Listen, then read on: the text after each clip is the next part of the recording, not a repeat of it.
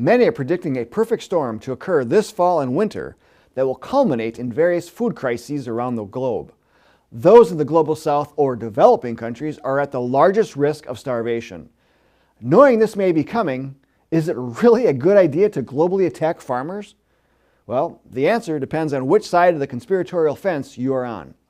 We'll look at this and offer ways we can help avoid this catastrophe in this video. Please be sure to take the recommended actions in the video description, and of course, to like, subscribe, and share this information with others on our social media platforms. The Epoch Times has repeatedly reported on the plight of farmers in the Netherlands. As it reported in early July, the Dutch government has planned for years to drastically cut emissions of nitrogen and ammonia, which are produced by livestock, to meet the European Union's climate goals. Now, what does that mean for farmers? Perhaps installing digesters to capture the waste and create electricity from it? Or perhaps build solar panels or wind turbines to offset their so-called carbon footprint? No, the government is moving towards cutting the number of livestock by 30%. As the Epoch Times reported, the Minister of Nature and Nitrogen Policy expects about a third of the 50,000 Dutch farms to disappear by 2030. Now, let's keep in mind, the Netherlands isn't some backwards country that barely grows what its people consumes.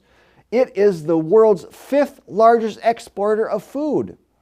Given the other perfect storm variables of an already tight supply chain, less food, fertilizer, and petroleum produced thanks to the Russian invasion of Ukraine, the scarcity can only increase when farmers of such a producing and exporting country are attacked. And let's not be naive and think that this won't affect us here.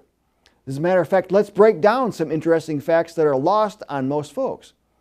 Going back up to the first quote that we put up from the Dutch government of it cutting emissions of nitrogen and ammonia due to the climate goals of the European Union, as we have exposed since the 1980s, the European Union has stripped much of the governing sovereignty from its members, usurping that power and placing it into the unaccountable and unelected European Commission. Now, this was documented by British producer Philip Day in the video The Real Face of the European Union about 10 years ago. The John Birch Society distributed many thousands of these DVDs, and we still sell the cased version of it at shopjbs.org. So do an internet search if you want to watch it for free online. JBS members can find it in the members section at jbs.org in the video archive. Thus, the will of the Dutch to maintain and grow their agricultural industry isn't being represented in the regional government of the EU superstate, nor is it even a priority for the EU. The priority is to adhere to some arbitrary goal of cutting emissions due to the embrace of environmental extremism. This extremism is the agenda of globalists bent on controlling you and telling you how to live. It originated from the United Nations back in 1992 and was originally called Agenda 21. We had an investigative reporter attend this UN event, and he exposed this program in the pages of our news magazine, The New American. The expressed goal of sustainable development was to be implemented by the 21st century. The philosophical approach of the UN is that the governments are in charge and their member governments will implement its agenda. However, that is not the case with the U.S. Under the Constitution, the federal government is limited and does not have the power to implement or manage the American people on such a draconian level. But that doesn't stop them from trying other approaches, including going directly to local and state governments. This is where the argument that Agenda 21 is a non-binding agreement falls apart. When local and/or state governments adopt and implement any part of Agenda 21, these then become legally binding. Now, we've made mention of this in other videos that around 2012, a ramp-up of local governments in the U.S. adopting Agenda 21 was a cause for alarm at the John Birch Society. Our organization asked members to get behind our Choose Freedom Stop Agenda 21 project, which helped to roll back this implementation and drastically reduce the number of cities that had signed on to a specific Agenda 21 organization called ICLEI, now known as Local Governments for Sustainability USA. Visit the Wikipedia entry for Agenda 21 and you'll see the mention of the John Birch Society. While Agenda 21 has largely failed in the US, thanks in part to our opposition, it has been widely accepted by governments in Europe.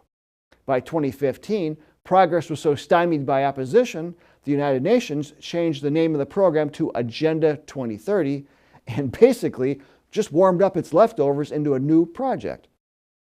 With the news of the attack on Dutch farmers, we are beginning to see the ramifications that Agenda 2030 will have on all countries. Agenda 2030 has 17 lofty goals that, if implemented in its entirety, will unleash a government-induced hell on earth not seen in recent memory. In fact, some of these goals are contradictory to the other goals. For instance, if Goal 13, called climate action, which is what the Dutch farmer attack was based on, is implemented, it will negatively affect Goal 1, to end poverty, Goal 2, end hunger, Goal 3, ensure healthy lives, Goal 8, promote economic growth, employment, and decent work, and several others indirectly. Now let's keep in mind this attack didn't come about overnight, but through years of the United Nations chipping away at its agenda through the dictates of government at all levels.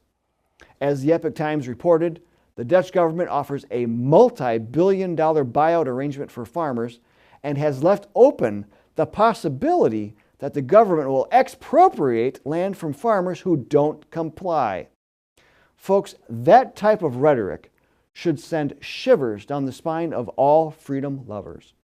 For those supporting these goals, understand that these goals are being implemented from the top down. In a free society, consumers dictate changes in the marketplace and are usually devoid of wild market fluctuations, notwithstanding any natural disasters or other supply issues. Governments are turning into central planners, much like that of fascist and communist governments. You've heard of the Great Reset that was prompted by COVID.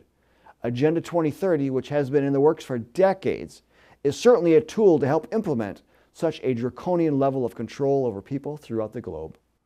None of these movements should be considered individually, but collectively. For collectively, Agenda 21, Agenda 2030, the Great Reset, and all the other programs from the world elite and its related world government bodies, they work together in stripping mankind of rights, choices, and freedom. This end result is world government that every single country will be subjected to. All countries will be placed on the same economic plane with no borders, no protections for God-given rights. Welcome to the New World Order. For those paying attention, Sri Lanka stands as a testament to what these elites have in store for the rest of the world. As the New American reported, globalists have been pushing the concept of environmentally friendly social justice governance for a while now. Sri Lanka and the Netherlands are two examples of governments that have wholeheartedly embraced the concept. So we have to ask the question, what has an ESG, or an environmental, social, and corporate governance score of 96 out of 100 gotten Sri Lanka? Shortages of food, fuel, and medication, as well as rolling blackouts, more than 50% inflation rate, and a default on $78 billion worth of foreign loans. The country used to be able to be an agricultural exporter, but it can no longer produce enough food to even feed its own population due to its government adopting radical climate change initiatives like the banning of certain fertilizers. Canadian Prime Minister Justin Trudeau recently announced a cap on certain fertilizers to help reduce emissions by the year 2030, a key goal of Agenda 2030. Now, seeing what is happening in the Netherlands and Sri Lanka, Canada may soon follow with crop yields soon to fall and having to import its food staples. But if the rest of the world follows, who will produce the food for them to import?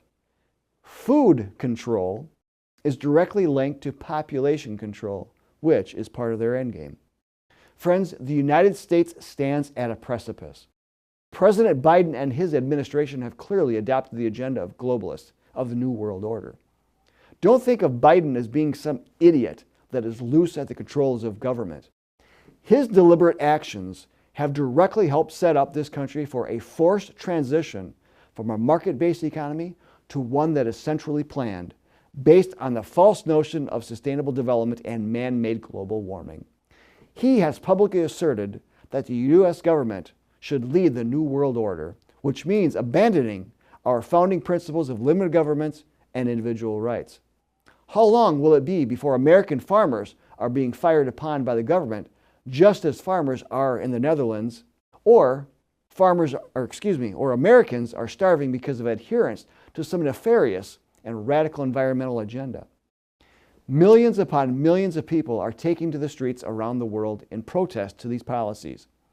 Forbes reported that the countries of Sri Lanka, Albania, Panama, Kenya, Ghana, these are all seeing widespread protests due to the effects of inflation brought on by irresponsible government fiscal policy. Additional demonstrations are also occurring in the Netherlands, Belgium, Italy, and China.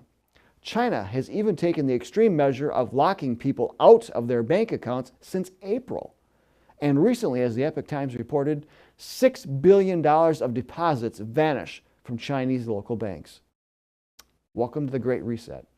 And before we drop into the gaping maw of the New World Order, we can be part of the solution that stops this effort cold in this country. The John Birch Society is once again marshaling its members into action against Agenda 2030 and the United Nations. We have educational resources available, with more coming, that can be used to help inform others as to the dangerous outcome of these globalist initiatives. We have tools that will help you battle this on the local, state, and federal levels.